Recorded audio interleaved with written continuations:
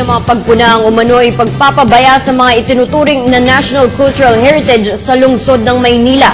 Ayon sa mga kinauukulang ahensya, ito'y isang paglabag batas republika na nagbibigay proteksyon sa mga cultural heritage sa bansa. May report si Aljo Bendijo.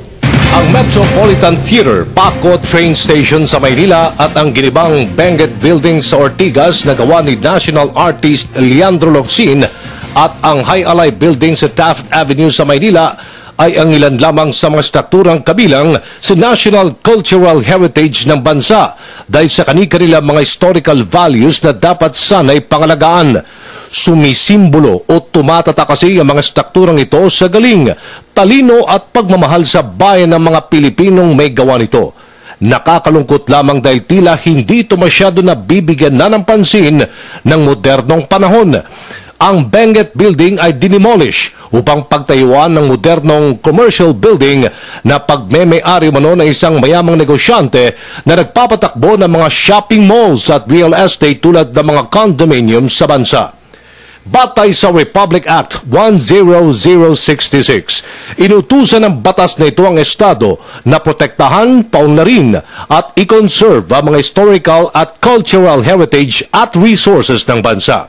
Malinaw sa subsection A at F ang adaptive reuse at build heritage na dapat gamitin maliban sa orihinal na intensyon ng pagtayo ng mga strukturang ito, pati na ang pagpapanatili sa mga architectural at engineering structures tulad ng mga train stations, house of ancestry at iba pa. Pero ang tanong, bakit nangyayari ang ganitong uri ng tila pagbaliwala ng Estado sa mga national cultural heritage ng bansa? Ang mga buildings na yan ay nagsisilbing tawag dito physical example na makikita talaga ng mga tao kung ano yung itsura, ano yung art nung panahon na yon. Minsan nang binatikos ang National Commission for Culture and the Arts sa pagkakagiba ng Benguet Building.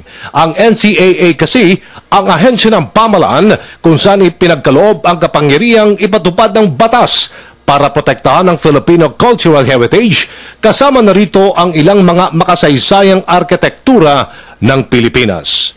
Yan ang naglilink sa atin sa past, no? Ang ating history. At maliban dyan, yung mga buildings na yan ay kung i-preserve natin, no? Ayusin natin, ay nagiging isang tourist attraction.